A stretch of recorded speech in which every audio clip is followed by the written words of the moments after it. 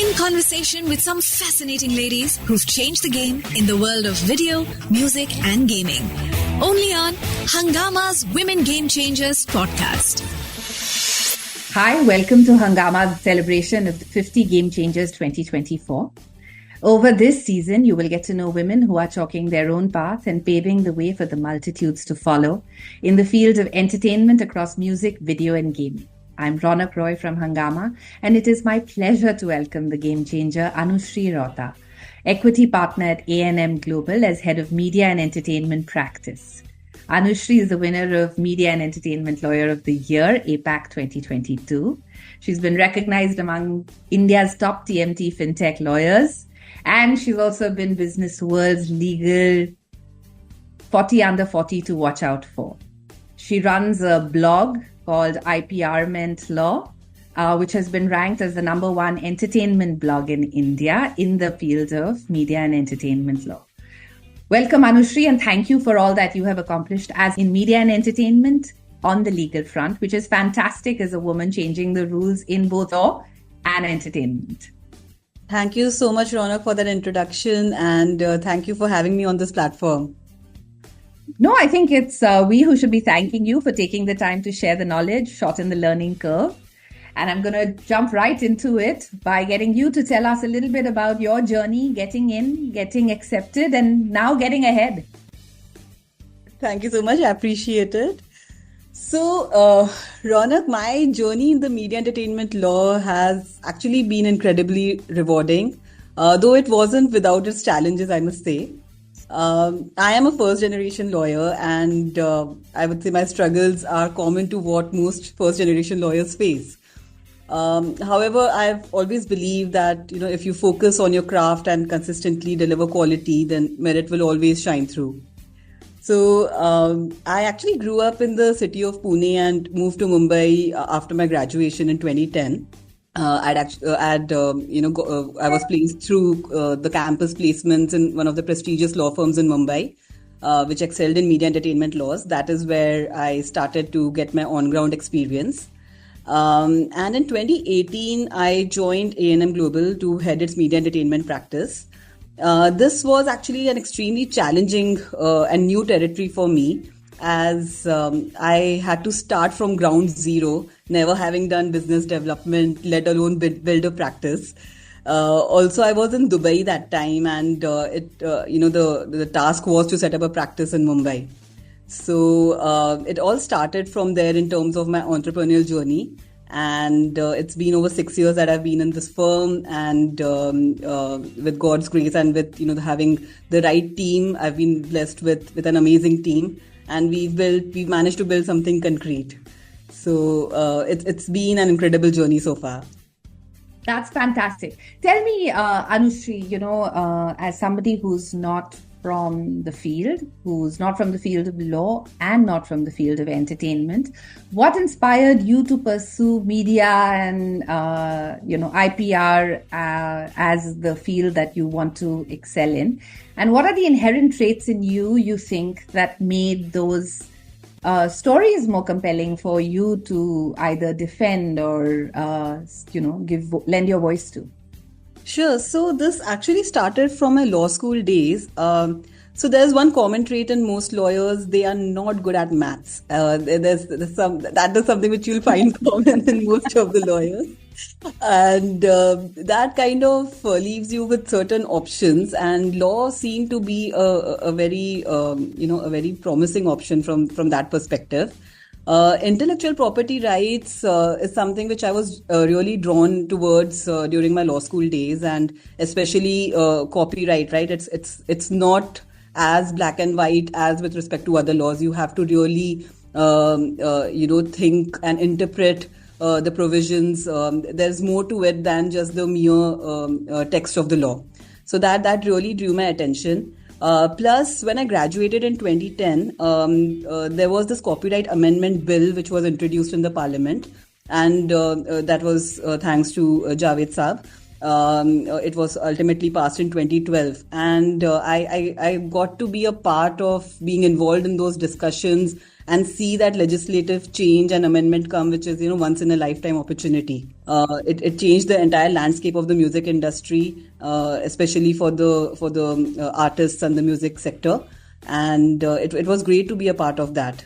So, Anushree, I'm going to take a little bit of a segue here and ask you to demystify this for us. I think for anybody who knows or who has been tracking the space of entertainment, they know about this historic legislation. But why don't you explain it to us? What changed? What was it like before?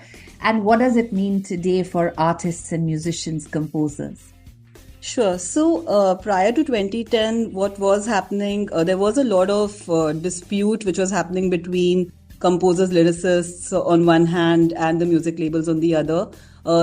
That was the time when ringtone royalties were seen like as a major revenue stream because of the telecom sector booming in India.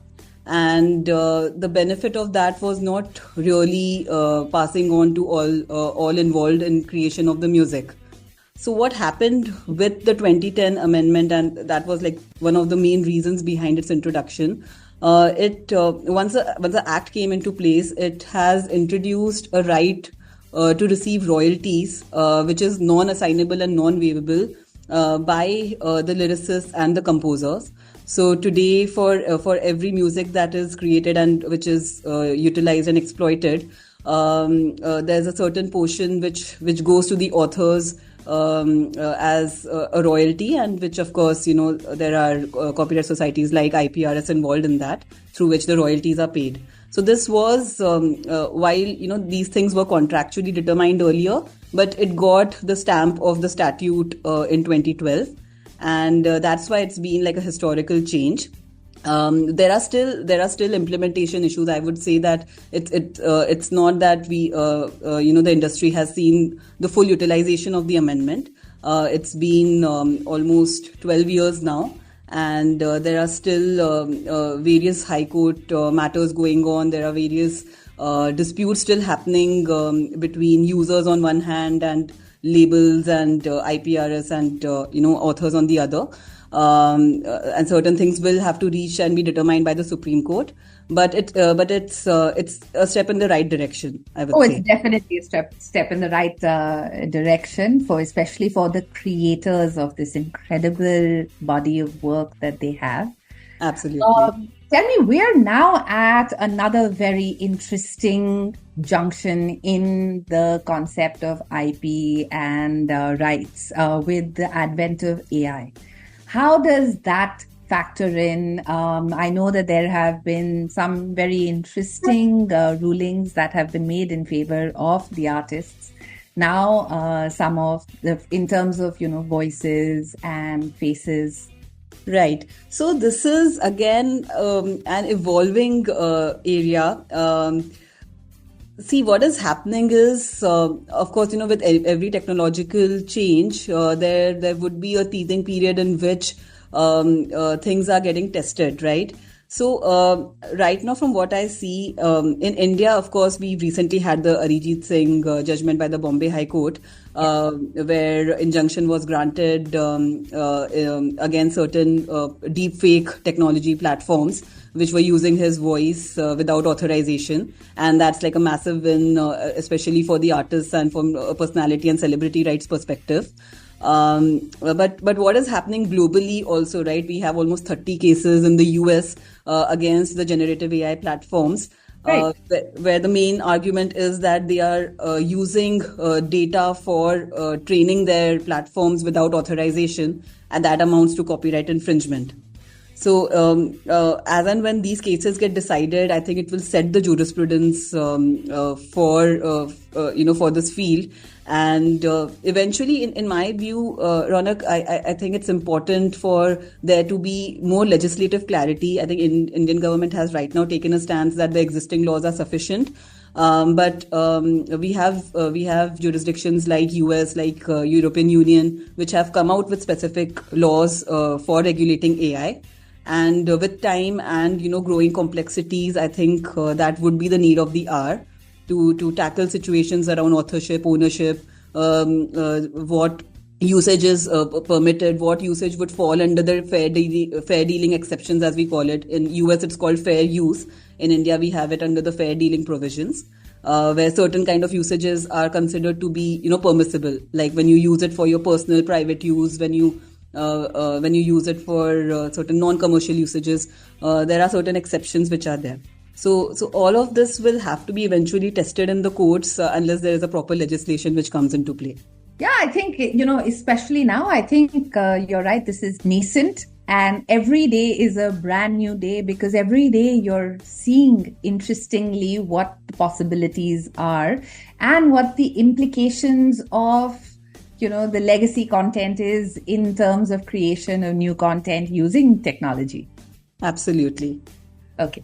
Tell me, coming back to the mainstay here, tell me some of the challenges you faced, getting your foot in the door, having your voice heard, both in the policy and legal side of it, as well as the entertainment side of it.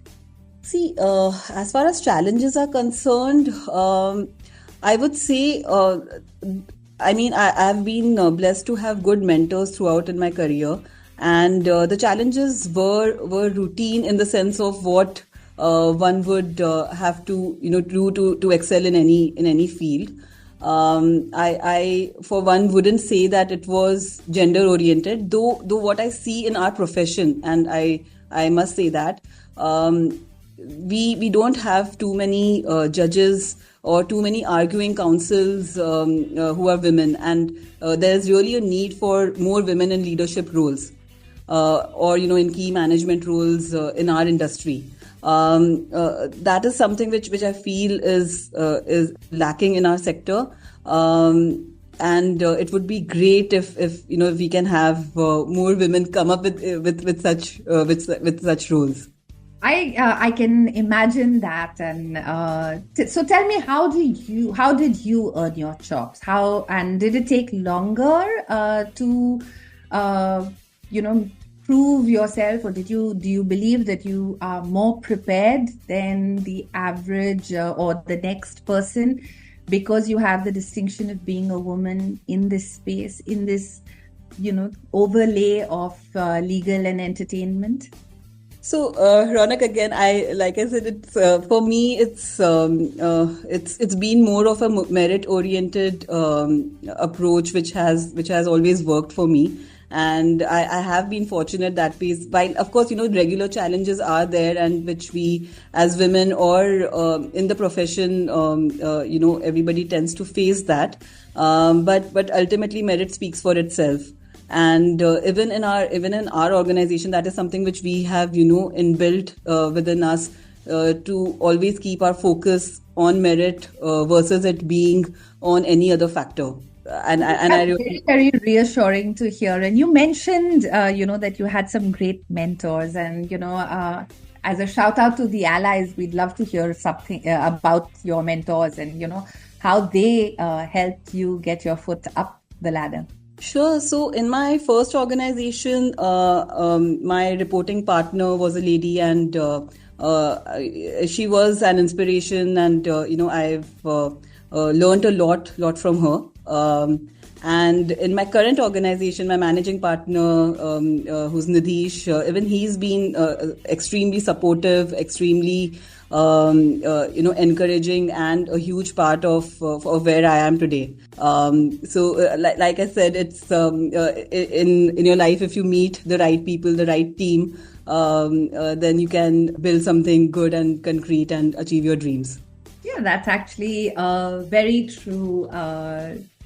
Especially in the space that you're in, you do sometimes need somebody to say, you go ahead, I'm standing right here, kind of thing.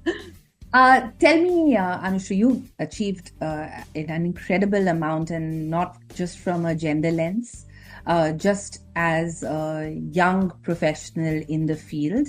Did you plan for this? Do you allow yourself to kind of manifest and visualize, or even just organize and plan towards your career path, or has it to some extent happened? I feel it's been very organic. It wasn't really planned. I for one believe that you really can't plan beyond a certain extent, but you have to keep putting in your efforts and be on the right track. A lot of things fell in place, but it was something which required a lot of hard work. It wasn't really planned from the beginning. I mean, even if you ask me now what is my plan for the next 5 years, I don't think I'll be in a position to give you an answer to that, because especially COVID has taught us that there is no certainty in things, and certain things can go beyond your control. But just keep doing your thing, and keep doing the right thing, and rest is up to destiny. I see you're doing interviews and podcasts, panels. Does imposter syndrome still become a thing, Anushree? See, one needs to keep trying, right? I mean, I think in today's day and age, and the digital age, you need to constantly remain. It's a part of who you are, right? So it's important to remain relevant, I would say. Absolutely, I think relevant, and to some extent share the knowledge. Absolutely. See, knowledge sharing is something which really drives me, and Ronak, that's why I started my own blog way back in 2018. Right. At that time, there was really no platform which was specifically oriented towards media and entertainment laws, and that was something which really I felt was a need of the hour.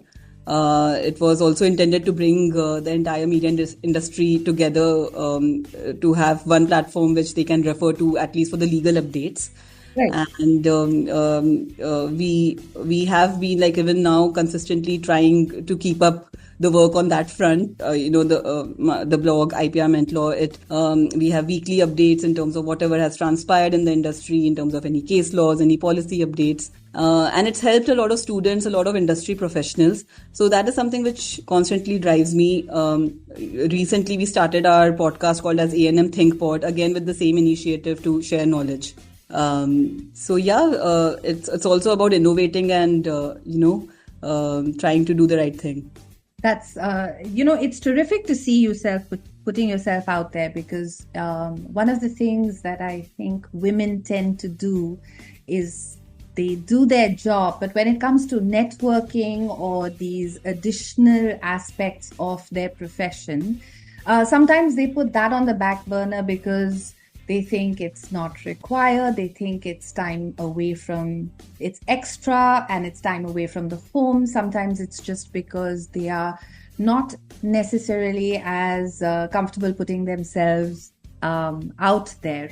How important do you think, for the youngsters who are listening to the podcast, how important is networking, knowing people and putting yourself out there in today's dynamic, especially in the legal profession, where I think, while I know that as lawyers, there's no advertising allowed, but it seems to be more imminent.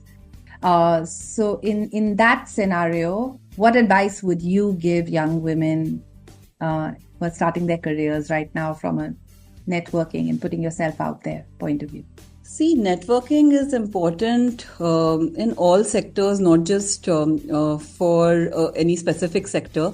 But again, it doesn't stop at networking, right? I mean, you need to make yourself relevant in some sense. I mean, nobody is going to give you that importance unless you really are useful to them in certain manner in terms of what value addition are you bringing. Right. So it's important, not just, if you are just blanketly networking with people without really adding any value, it may not really find the results. So stay true to your core, increase your knowledge. It's important to be informed. You cannot, in today's day and age, you cannot really not, for instance, even for, say, artists or for people in the music industry, they ought to know their basic rights. They ought to know their basic things that they're dealing with. You cannot be ignorant. So I would say knowledge comes first. That is, knowledge is power, and backed with, of course, the other things in terms of networking, in terms of finding mediums to make to showcase your talent. That is equally important. Okay, Anushri, you said something that I think is interesting. What should an artist be aware of in terms of rights? What should a young artist or an established artist know as a bare minimum about the rights that they have today in today's technological environment?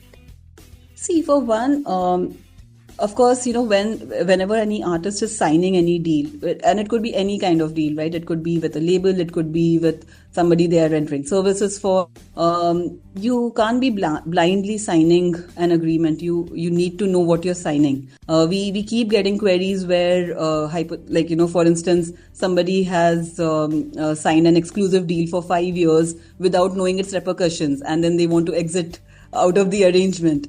So I mean, one needs to know what they are signing. In terms of rights, of course, the basics in terms of what rights you are giving away to another party, what are the implications of that.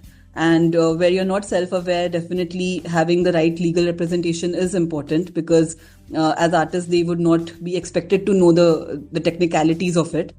Just like you need your CA to do your accounts, you need lawyers to understand or to make you understand the legal provisions. Yeah. And to, I think, understand the contract itself. Absolutely, because and we do have these instances where there have been people who feel that they've understood the contract and it's okay not to have a legal representation. But the way things are drafted, there could be multiple ways of interpreting it, and it could get you into a legal soup.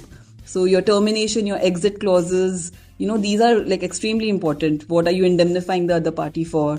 What are the representation warranties you're giving? What are the restrictions which have been put on you? These are all very critical when you sign any deal. And of course, the basic of your business, right? Just as lawyers also need to understand the business side of things to be able to do justice to their clients. Likewise, the artists or the people on the commercial side need to understand, the basics of at least their day-to-day rights and what they deal with. Yeah, that's true. Tell me, in a space that has for decades been built and run on relationships and word, the entertainment industry has been corporatized significantly. So is the contract the norm today? Yes, absolutely. I mean, gone are the days where, one would just do a handshake deal and not have paperwork. With growing awareness and education, I at least, in majority of the cases, we are seeing deals happen and, signed in writing. There would be certain jurisdictions which are still evolving and where still, it might take time to get as structured as we see in certain other jurisdictions like Mumbai. But especially like when we see in the music space, it's unheard of now that, any music related there would be no paperwork signed with respect to any music which is coming out. Most organizations would not take that chance because it increases the risks from a legal claim perspective as well. Yeah, I think one of the very interesting things that is emerging is also the writers who are becoming a lot more aware of their rights. And I think on many levels, especially given AI, both from an author point of view, but also from a script and story point of view. I think writers and their rights have also been front and center over the last 3 or 4 years as, issues that have been coming up from a rights point of view.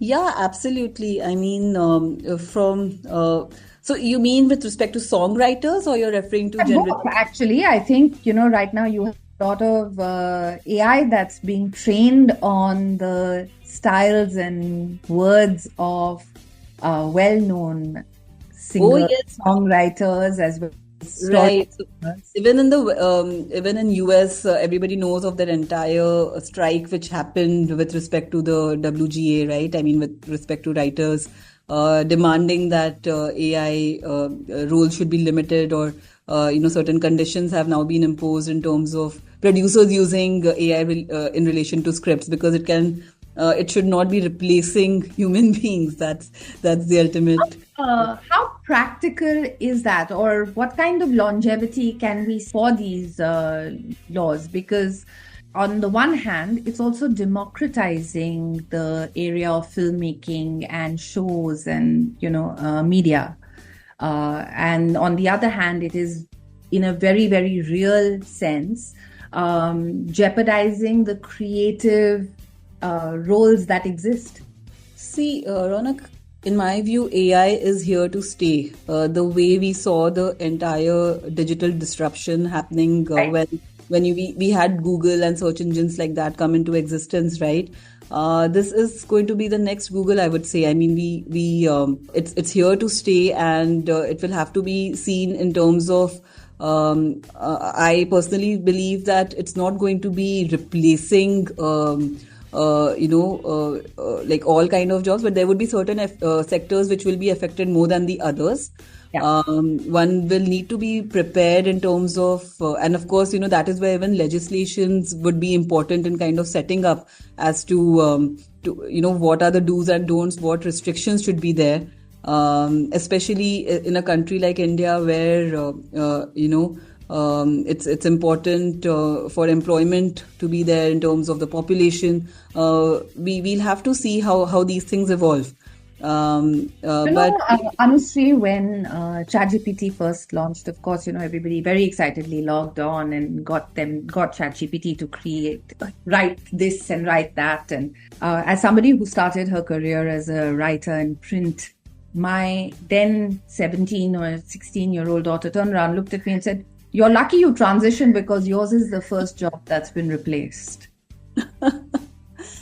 And, I smiled, but I thought about it and I thought, that's terrible.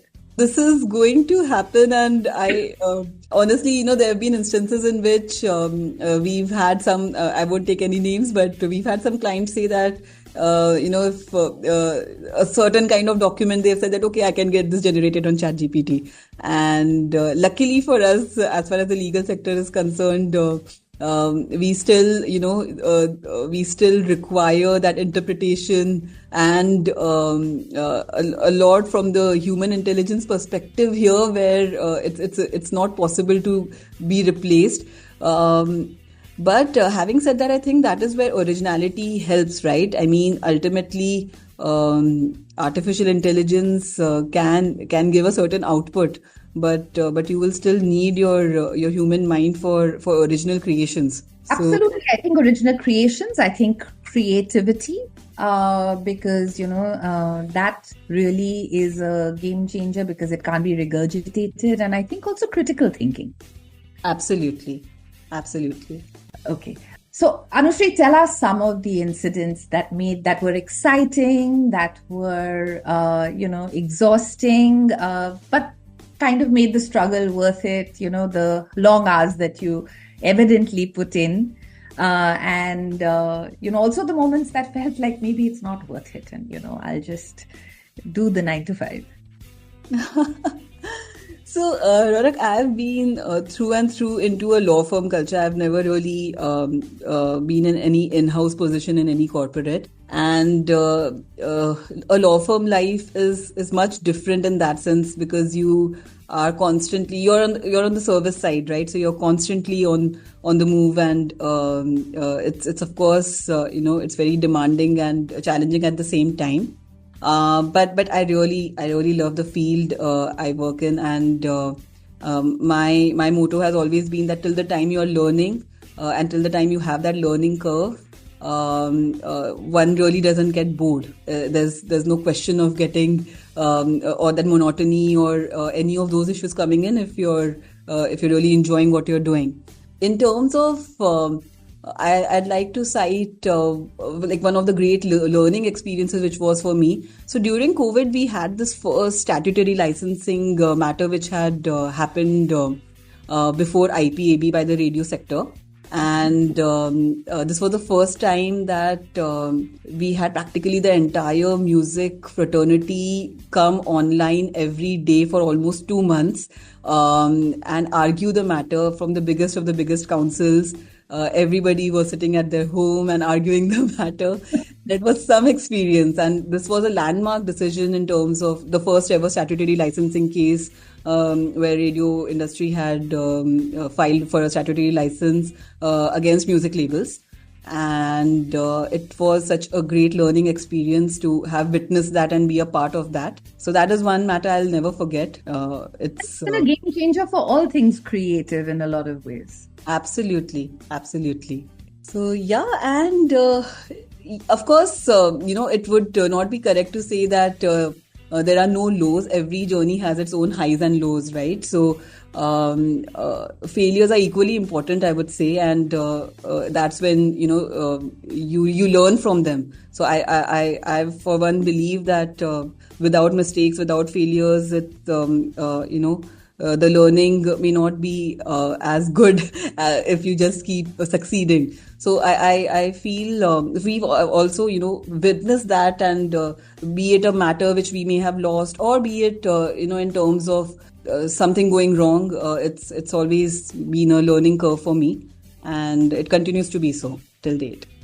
Tell me, Anushri, over the period of your career, have you seen greater interest and more young women coming into the field and sort of pushing their way up the ladder? And how can we bubble more of them to the top in leadership positions? Yes, definitely. If I can speak at least for the legal industry and especially media entertainment laws, I'm seeing a lot of interest from women being interested in it, and there are a lot of them in leadership positions across, be it law firms or be it in organizations, in corporate organizations. There's definitely an increase. And I think, with changing times and with the industry also becoming bigger than what it was earlier and more opportunities being created, hopefully we'll see more women in leadership positions.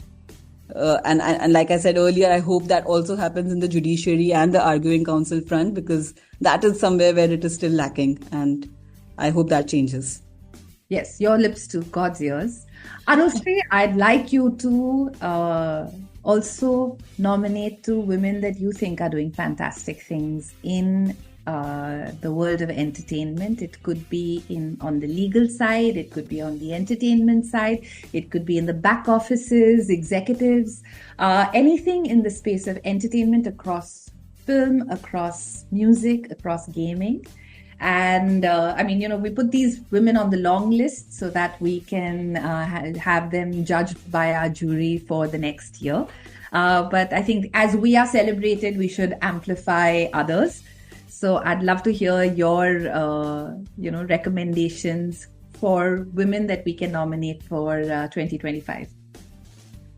Sure. So first would be Preeti Deshpande, who recently I just saw an update that she's become the managing director of Universal Music Publishing, and it's rare to see in the music sector women in such leadership positions. So and definitely from the legal industry we've not seen too many representatives be at management roles. That was really inspiring to see that. And the other would be Anisha Gaba from Warner Music. Again, she's doing some remarkable work in the music sector. So I'd like to take these 2 days. I think they're both, excellent recommendations. Preeti, I think, has already been one of our game changers for the 2023 cohort. But should I give one more name in that case? Sure. Yes, absolutely. How nice for you to have so many women to choose from. So Aishwarya Natarajan is another name which comes to my mind. She's a founder of India Nuance. It's a music consulting firm, and she's doing a lot for helping and consulting artists in the music industry. So I'd like to give her name as well. I think that's terrific, and we will look at all of the names. And I think it's wonderful that you had so many names at the top of your mind, because I think when they're top of the mind, it's important because then they're being considered and heard about and thought about in boardrooms across the country. But, so I actually want to ask you to leave us with a lasting thought for the youngsters in charge of their destiny starting out now. Be true to your core.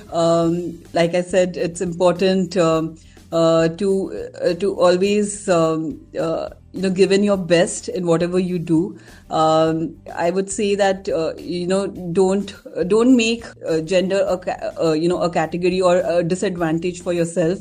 There are enough opportunities for women now, and if you give in your best and if you let merit prove itself, then there's a lot to achieve. And yeah, knowledge is power, like I said. So stay updated, stay informed. I think that's really very true. I think increasingly gender is no longer holding us back, and we should stop thinking that it will.